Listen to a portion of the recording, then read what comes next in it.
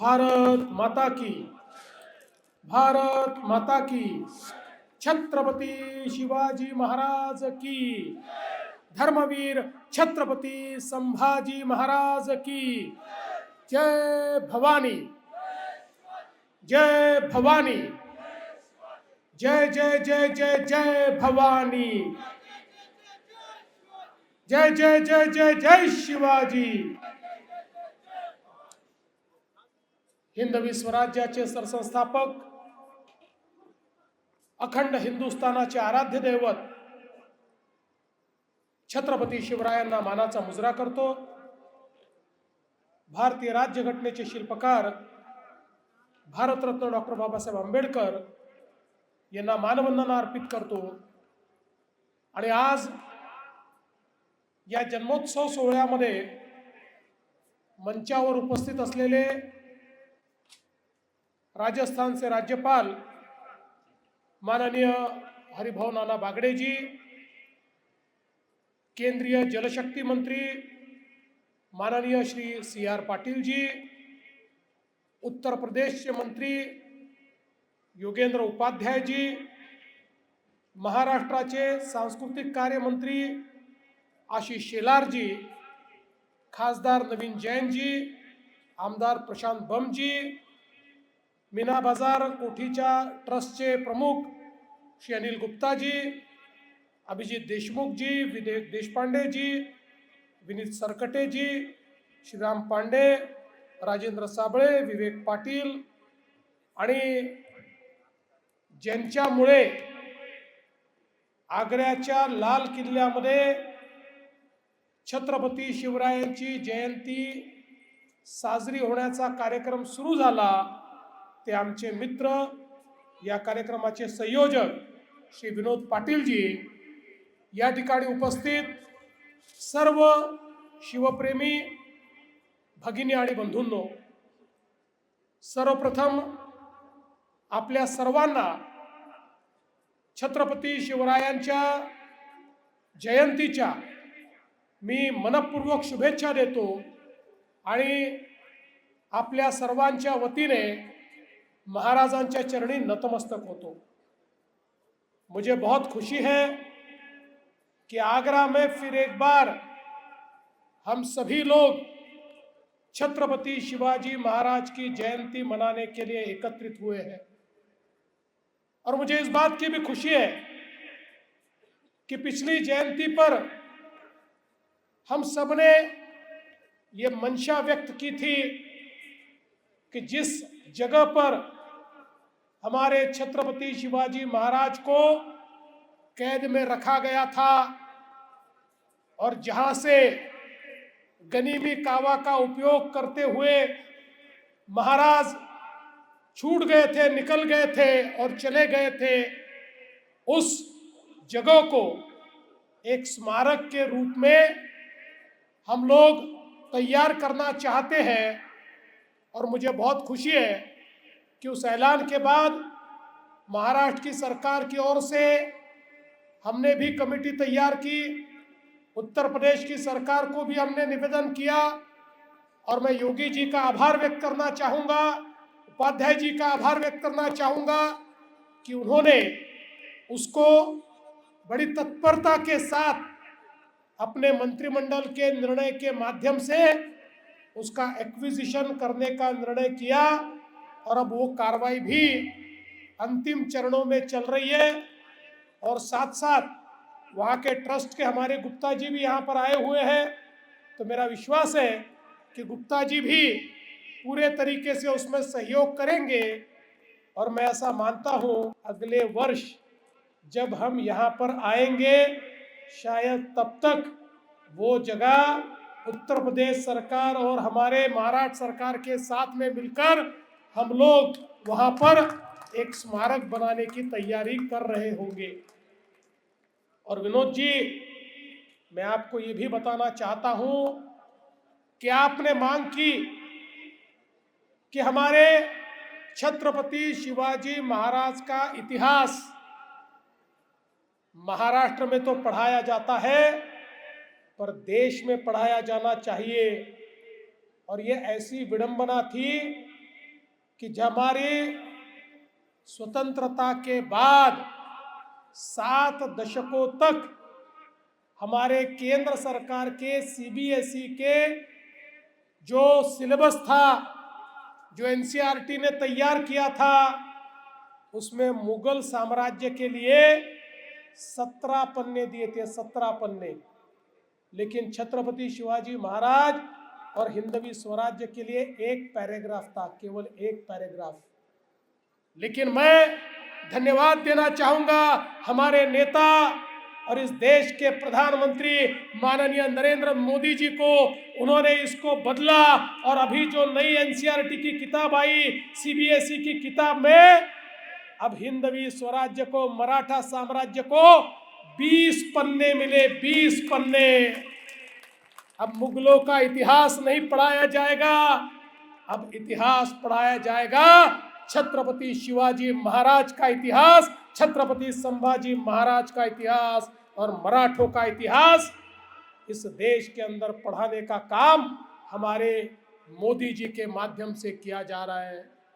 और मैं तो आपको आश्वस्त करना चाहता हूं, 2030 में जब छत्रपति शिवाजी महाराज की जन्म शताब्दी के 400 साल पूरे होंगे, मैं, सीआर पाटिल जी, हरिभाऊ, हम सब लोग मिलकर 2030 की आगरा की इस शिव जयंती में लाल किले में आगरा के हमारे प्रधानमंत्री मोदी जी को लेकर आएंगे और 2030 में हमारे प्रधानमंत्री मोदी जी के नेतृत्व में इसी लाल किले में हम लोग छत्रपति शिवाजी महाराज की जयंती मनाएंगे। दोस्तों, इस देश में बहुत योद्धा हुए, सभी योद्धाओं ने बहुत अच्छा काम किया, योद्धाओं की कभी तुलना नहीं की जाती। लेकिन इस सब से छत्रपति शिवाजी महाराज अलग थे, बिरले थे, क्योंकि वो काल ऐसा था जिस समय मुगलों ने पूरे भारत पे अपनी प्रशासनिक पकड़ बना ली थी। इधर नॉर्थ में मुगल थे, उधर दक्खन में कई आदिल शाह था, कई कुतुब शाह था, कई निजाम शाह था। एक प्रकार से चारों ओर से महाराष्ट्र तो घिरा था और पूरा देश भी घिरा हुआ था। और कई सालों तक लड़ते लड़ते हमारे कई रणबांकुरे थक गए और उनमें से कई लोगों ने मुगलों के साथ समझौता कर लिया कि हमारी जनता को आप मत सताइए, हम मान लेते हैं कि आप हमारे नेता हैं, आप हमारे राजा हैं, हम आपको चौथाई देंगे और हमारा राज चलता रहेगा। और ऐसे समय जब मुगल ये मानते थे कि अब हमसे बड़ा इस देश में कोई नहीं है, और उसके चलते मुगलों ने अत्याचार शुरू किया, इस पूरी भारत भूमि में अत्याचार, अनाचार, दुराचार ये लगातार हो रहा था। ऐसे समय आई जिजाऊ माँ साहब ने छत्रपति शिवाजी महाराज को शिक्षा देते हुए बताया कि तुम्हें इन मुगलों के अधीन काम नहीं करना है, तो आपको राजे एक ऐसा स्वराज्य तैयार करना है जो यहाँ की जनता का राज होगा, जो रैयत का राज होगा, जो आम आदमी का राज होगा, जहाँ पर सबके साथ न्याय होगा। और इसलिए मैं तुझे ये कहना चाहती हूँ कि तुझे लड़ना होगा और स्वराज्य की स्थापना करनी होगी। और छत्रपति शिवाजी महाराज ने एक ऐसी जंग छेड़ी। आप विचार कीजिए, इतना बड़ा मुगली साम्राज्य, एक छोटे से 14 साल के 16 साल के छत्रपति शिवाजी महाराज ये कसम खाते हैं कि मैं चाहे जो हो जाए स्वराज्य की स्थापना करूंगा, ये मुगलों के अधीन में मैं मेरे देश को नहीं रहने दूंगा, इनके अत्याचारों से मेरी प्रजा की मुक्ति मैं कराऊंगा। और सभी लोगों को एकत्रित कर, 18 पगड़ जातियों को एकत्रित कर एक फौज ऐसी तैयार करते हैं जो सब लोग मिलकर हमारे मावड़े बनते हैं। और एक ऐसी फौज, और उस फौज को भी सीख क्या देते, उस फौज को सीख देते कि तुमको जो लड़ाई करनी है वो किसी को राजा बनाने के लिए नहीं, राजपाट किसी को देने के लिए नहीं, देव देश और धर्म की लड़ाई है, स्वभाषा की लड़ाई है, स्वराज्य की लड़ाई है, स्वाभिमान की लड़ाई है। एक स्वाभिमान की लड़ाई की ऊर्जा छत्रपति शिवाजी महाराज हमारे मावड़ों में इस प्रकार से तैयार करते हैं कि लाखों की फौज लेकर भी जब मुगल सरदार आते हैं तो 5000 मावड़े गनीमी कावा, जिसको गुरिल्ला वॉरफेयर कहते हैं, उसके आधार पर लाखों की फौजों को समाप्त कर देते हैं और एक ऐसा स्वाभिमान तैयार हो जाता है कि जिसके कारण स्वराज्य की स्थापना होती है। आप विचार कीजिए छत्रपति शिवाजी महाराज किस प्रकार के दृष्टा थे। जिस समय पूरे तरीके से उनको घेरा गया तो अपने सारे किले मुगलों को दे दिए। मिर्जा राजे जयसिंह के कहने पर यहाँ आए।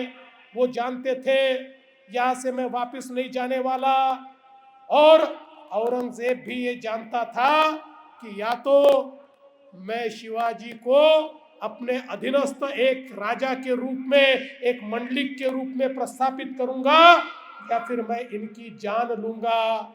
लेकिन छत्रपति शिवाजी महाराज डगमगाए नहीं, उसी स्वाभिमान के साथ उस दरबार में खड़े हुए और उन्होंने कहा जिस प्रकार से एक राजा दूसरे राजा के साथ व्यवहार करता है ऐसा ही व्यवहार मेरे साथ होना चाहिए। औरंगजेब ने उनको पकड़कर जेल में डाल दिया। औरंगजेब जानता नहीं था सूर्य के किरण को कोई जेल में नहीं डाल सकता, हवा को कोई जेल में नहीं डाल सकता, तेज को कोई जेल में नहीं डाल सकता। अरे हमारे छत्रपति शिवाजी महाराज सूर्य के उस किरण की तरह थे जिसको कोई रोक नहीं सकता था। कुछ समय के लिए तो अंधेरा हुआ, लेकिन उसके बाद छत्रपति शिवाजी महाराज वापिस यहाँ से निकले और निकलकर वापिस गए और जाने के बाद फिर अपनी फौजों को इकट्ठा किया और जितने किले मुगलों को दिए थे हर एक किला वापिस लिया और स्वराज्य की वापिस स्थापना करके दिखाई। ये छत्रपति शिवाजी महाराज थे। और दोस्तों मैं उनको अलग इसलिए कहता हूं कि छत्रपति शिवाजी महाराज जब स्वर्गवासी हुए तो उस समय औरंगजेब को लगता था अब तो मैं ये मराठा साम्राज्य, हिंदवी स्वराज्य, इसको मसल कर रख दूंगा, इसको समाप्त कर दूंगा। इसलिए औरंगजेब महाराष्ट्र में आया, अपनी राजधानी वहां बसाई। वो मानता था कि छत्रपति शिवाजी महाराज ने जो स्वराज्य तैयार किया है अगर उसको समाप्त कर दिया तो फिर पीढ़ियों तक कोई भारत का राजा, कोई शासक मुगलों के सामने खड़ा नहीं हो पाएगा।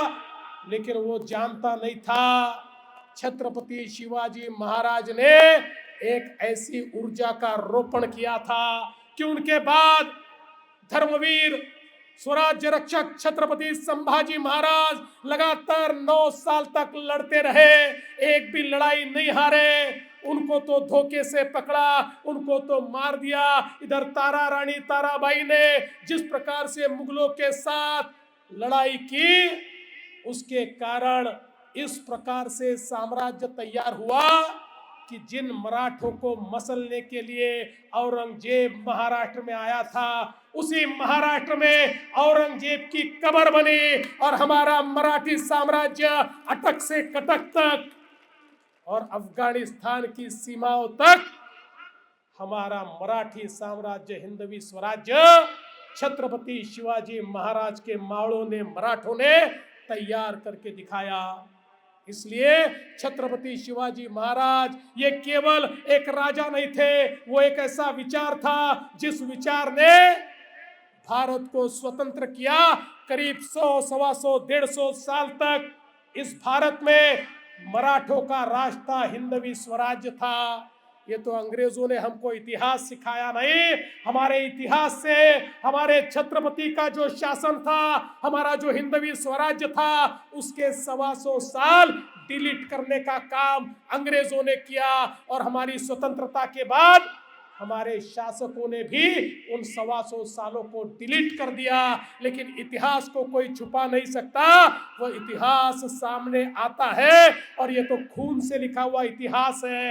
ये खून से लिखा हुआ जो इतिहास है, फिर एक बार हमारे मोदी जी ने हमारे बच्चों के सामने लाया और ये बताया कि मुगलों के बाद अंग्रेज नहीं, उसके बीच में हिंदवी स्वराज की वापस स्थापना हुई थी। और इस देश में फिर एक बार देश को एक करने वाले हमारे मराठे थे, हमारे छत्रपति शिवाजी महाराज के मावड़े थे।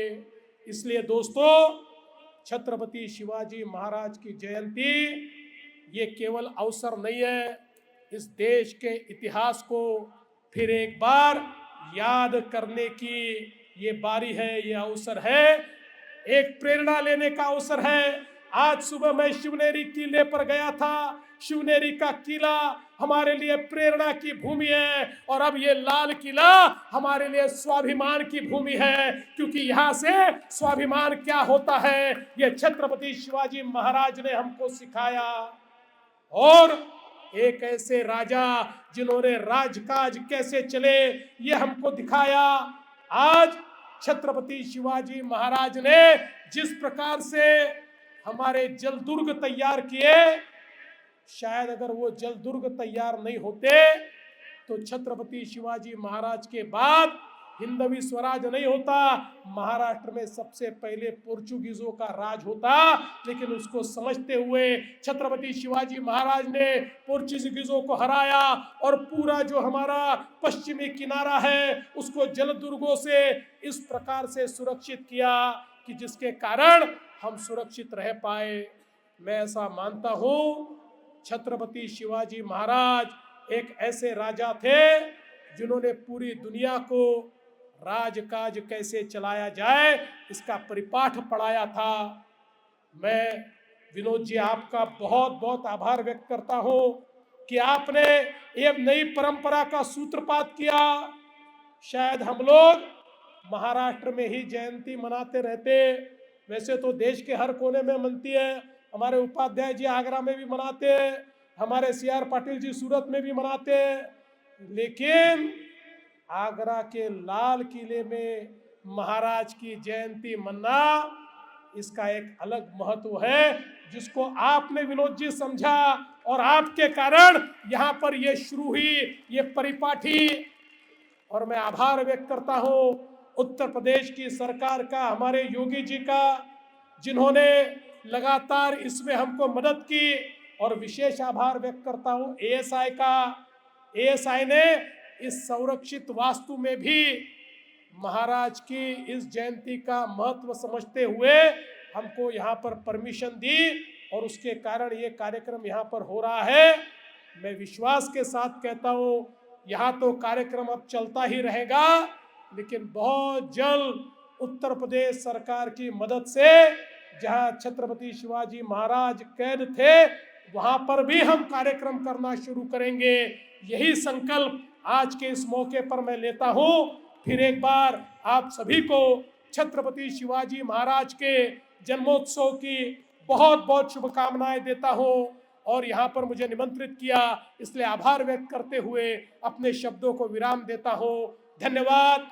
जय हिंद, जय महाराष्ट्र, छत्रपति शिवाजी महाराज की जय।